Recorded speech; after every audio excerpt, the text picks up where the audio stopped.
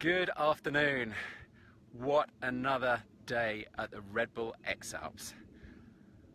Firstly, to give you an idea of where we are, I'm going to flip the camera around and just show you where everyone has been flying today. Let's see. So, here we go. This is shot number 1.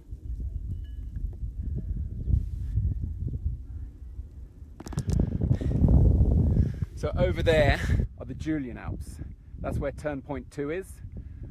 Triglav and 2/3 of the lineup have now rounded that turn point and are heading their way back up this way.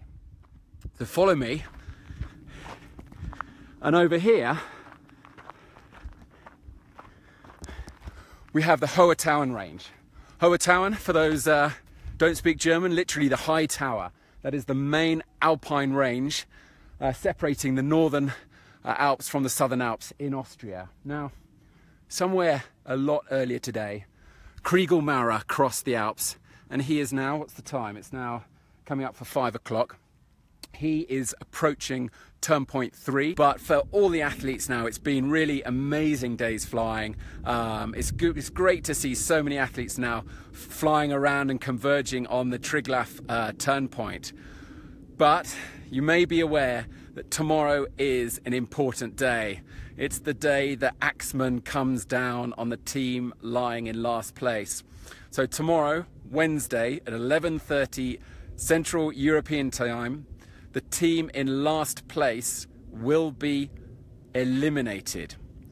So, Claudio Heidel-Schemberger from Argentina, he is aware of that risk, especially since in 2013, when he last did the Red Bull X-Alps, he was the first team to be eliminated. And he will be acutely aware of that danger. Now, well, he is acutely aware, so he has pulled his lead Lenser night pass in a bid to hike through the night and push on and make sure that the Axmann doesn't come down on him. But that leaves a lot of the other rest of the world athletes, if we can call them that, in a very precarious place.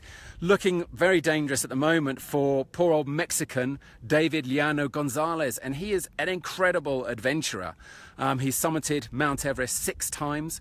2 of those ascents earned him a Guinness World Record, summiting twice in the same season from different sides of the mountain.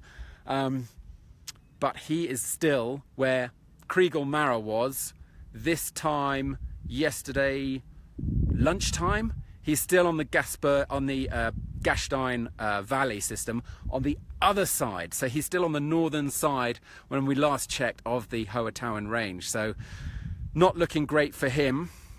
In some ways, you kind of almost feel sorry for the rest of the world guys. Obviously, for the athletes who are all born here and grown up in the Alps, they are at a huge advantage. And for guys coming from Mexico, Australia, well, actually, Che Golas, can we see him? He was flying. Let's have a look.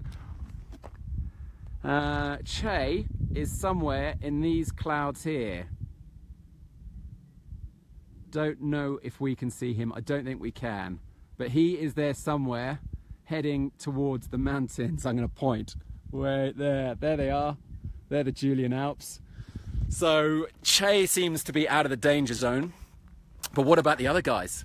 Duncan Coetzee, not looking good for the South African. He's still in the Malta Valley, and that's basically where Thomas Coquinaire actually came through at 8:30 yesterday morning.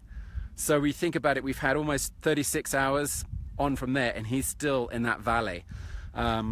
Claudio is a little bit further ahead, but he's pulled the night pass, so at least he'll be able to hike through the night and get himself a little bit further up the field there.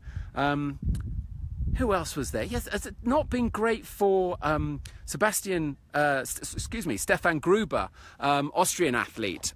He was lying at one point in 20th place, and you would expect him to be much further up in the rankings. He was now in the Triglav area, so he's not in the danger zone of being eliminated, but might suspect that something might have gone wrong with him. Maybe he didn't like the hiking, maybe he's not as fit as he was hoping to be.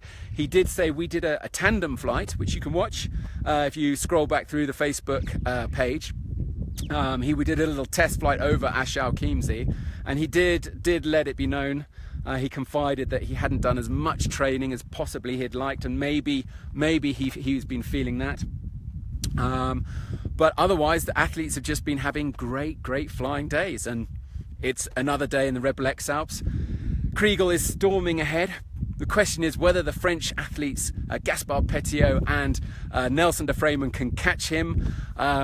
We always say this every Red Bull X-Alps, but can it really be done this year? Can someone rein him in? Let's see.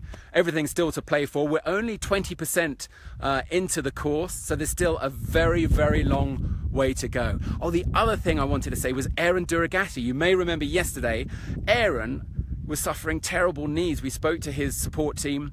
They were saying that he had a meniscus trouble. Even walking was just really painful for him. And, you know, it was looking like, well, put it this way, I wouldn't have been surprised, me personally, if he may not have been able to continue. But he's got into the air, he's shown what he can do in the air, and he's now into 6th place. So that's fantastic to see.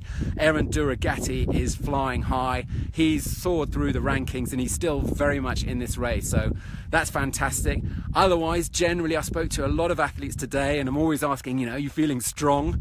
And the answer today, yesterday they were saying, yeah, still feeling strong. Today the answer is not really. I mean, bodies are hurting now. If you start a race and you basically run the first 100 kilometers on foot, your body is going to be in a lot of pain. But we still have a hell of a long way to go. I mean, just from Triglav turn point, I think it's 189 kilometers to Aschau Chiemsee. So that gives you an idea. And from Aschau Chiemsee, it's then west to Lermoos, and then all the way south to Lake Garda. And then only when you're at Lake Garda is it the halfway point. So still a long way to go, but hopefully we will see you there every step of the way.